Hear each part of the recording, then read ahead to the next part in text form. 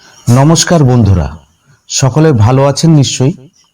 আজ শনিবার স্টোরি ইনের 17তম এপিসোডে আর এক ভয়ঙ্কর ভূতের গল্প নিয়ে আমি হাজির আপনাদের কাছে। গল্প পাঠে আমি প্রকাশ, অন্যান্য চরিত্রে পপি। শুরু করছি আজকের গল্প মেছো ভূত।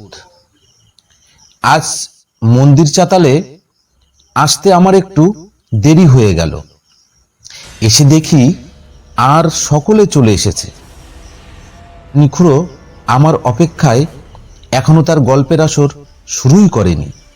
আমি আসতেই তিনি বললেন, এসো এসো, তোমার এত দেরি হলো কেন? তুমি না আসলে আমি গল্পটা শুরু করতে পারছি না। আমি বললাম, খুড়ো একটু কাজে আটকে পড়েছিলাম। এবার আমি হাঁক দিলাম, কৃষ্ণদা, আমাদের ককাপ চা দিয়ে যেও। খুড়ো তার গল্প শুরু করল। মলায় বনগার একটি ছোট্ট গ্রামে তার পরিবার নিয়ে বসবাস করত। সে প্রতিদিন একটু রাত থাকতে থাকতে তার বন্ধু রবিকে নিয়ে বিলে মাছ ধরতে যেত এবং সকালে সেই মাছ বিক্রি করে দুই বন্ধু ভাগ করে নিত। এইভাবেই তাদের সংসার চলত। একদিন প্রায় মাঝরাতে রবি এসে ডাকতে শুরু করলো, মলাই, ওই মলাই, মাছ ধরতে যাবি না? মলাই তাড়াতাড়ি ঘুম থেকে উঠে পড়ল এবং মাছ ধরার জন্য জাল ও থলিটা নিয়ে রবির সাথে বিলের উদ্দেশ্যে রওনা দিল। মলাই একবারও বুঝতে পারেনি যে ভোর হতে এখনো অনেক সময় বাকি।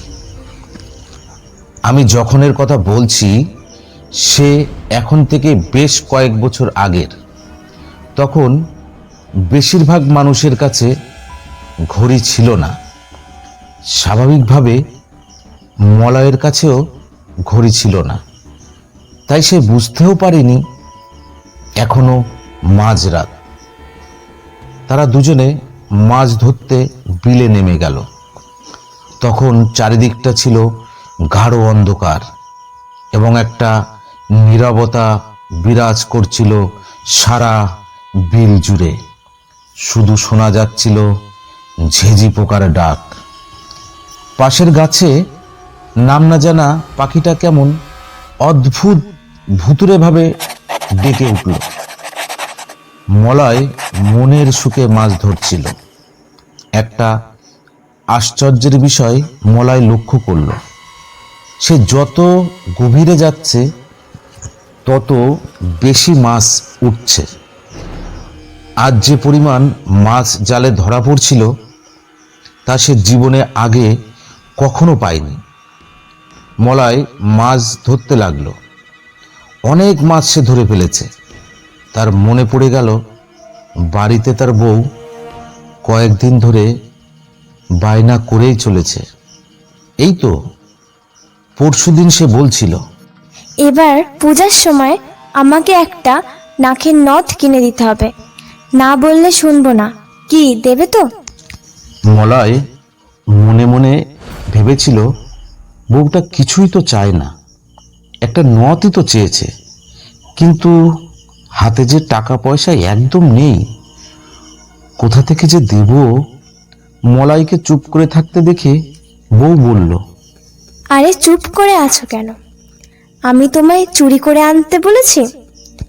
যদি কোনোদিন মাছ একটু বেশি পাও সেদিন নিয়ে আসবে। অত চিন্তা করতে হবে না, শুয়ে পড়ো, ভোরবেলা আবার মাছ ধরতে যাবে তো। আজ মাছ বেশি পেয়ে মলয় ভাবল, যাক বাবা, এবার বউয়ের আবদারটা রাখতে পারবো। দেখি কতগুলি মাছ হলো। এই কথা ভেবে সে যেই মাছের থলিতে হাত দিল, তারপর সে যা অনুভব করলো তার জন্য সে একেবারেই প্রস্তুত ছিল না। সে দেখল এত সময় ধরে সে যে মাছ ধরেছে তার একটা মাছও থলিতে নেই। থলিটা পুরো শূন্য, বদলে থলিতে কাদা, মাটি। আরো অদ্ভুত ব্যাপার হলো, তার বন্ধু রবিকে সে আশেপাশে কোথাও দেখতে পেল না। মলয় চিৎকার করে ডাকলো, রবি, এই রবি, কোথায় রে তুই? তোকে আমি দেখতে পাচ্ছি না কেন? এমন একটা পরিস্থিতিতে মলয় দ্বিধাদ্বন্দ্বে পড়ে গেল। কিন্তু এরপর মলয় এমন দৃশ্য দেখল যার জন্য সে একদম প্রস্তুত ছিল না। যা দেখে তার চোখ কপালে উঠে গেল। সে দেখল রবি ডাঙায় বসে দুহাত দিয়ে মুঠো মুঠো মাছ মুখে পড়ছে আর চপ চপ করে মাছ গিলছে। এই রকম একটা দৃশ্য দেখে মলয় ভয়ে কুঁকড়ে গেল। তার আর বোঝার কিছু বাকি রইল না। মলয় মাথা ঠান্ডা রাখল এবং এমন ভাব করল যে সে কিছুই বুঝতে পারেনি। তাই সে কৌশলে আস্তে আস্তে উপরে উঠে আসতে লাগলো এবং ডাঙার কাছে এসেই সেখান থেকে দৌড়ে পালাবার চেষ্টা করলো। কিন্তু অবাক করার বিষয় হলো, মলয় সেখান থেকে এক পাও এগোতে পারল না। সেখানে আটকে পড়ে রইল। সে এতটাই ভয় পেয়েছে যে শীতের মধ্যে তার সারা শরীর ঘামে ভিজে গেছিল, তার গলা শুকিয়ে যাচ্ছিল, দেহ থরথর করে কাঁপছিল। এমন অবস্থায় সে কি করবে সেটা বুঝে উঠতে পারছিল না। এমন সময় রবি একটা বিদঘুটে হাসি দিল।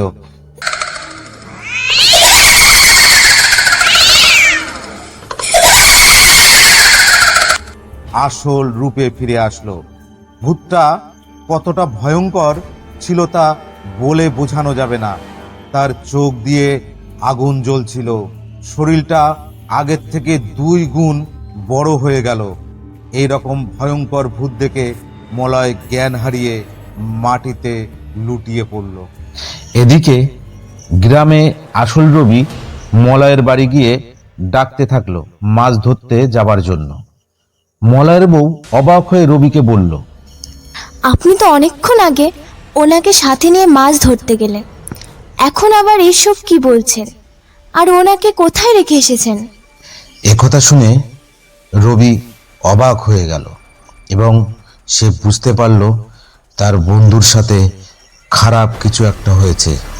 সে দেরি না করে গ্রামের সবাইকে ডাকলো এবং তাদের নিয়ে বিলের দিকে রওনা দিল। তারা সেখানে পৌঁছে যা দেখলো তার জন্য একদম তারা প্রস্তুত ছিল না। তা যা দেখলো সেটা একদম মেনে নেওয়ার মতো নয়। তারা লক্ষ্য করলো মলয়ের গলাটা কালো বর্ণ হয়ে গেছে এবং সে অজ্ঞান হয়ে মাটিতে পড়ে আছে। দেখে বোঝা যাচ্ছে তাকে কেউ গলা টিপে মেরে ফেলার চেষ্টা করছিল। তার পুরো শরীর বড় বড় নখের আঁচড়ে ক্ষত বিক্ষত হয়ে আছে।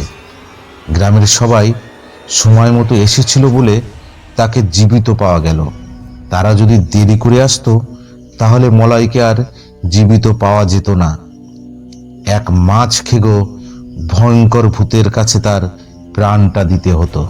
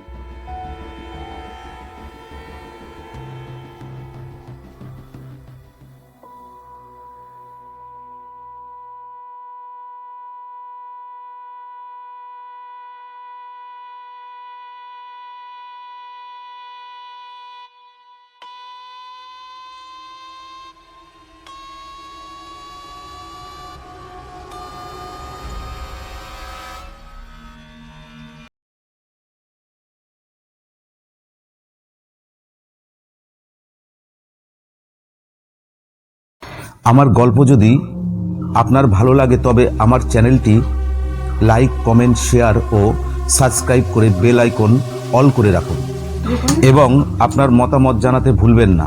আপনার মতামত আমার কাছে ভীষণ গুরুত্বপূর্ণ। আর একটা কথা, আপনি কি ভূত বিশ্বাস করেন বা করেন না? কমেন্ট করে জানাতে ভুলবেন না। সর্বশেষে বলি, সকলে ভালো থাকুন, সুস্থ থাকুন। আমার গল্প চ্যানেলের সাথে সর্বদা যুক্ত হয়ে আমার পাশে থাকুন।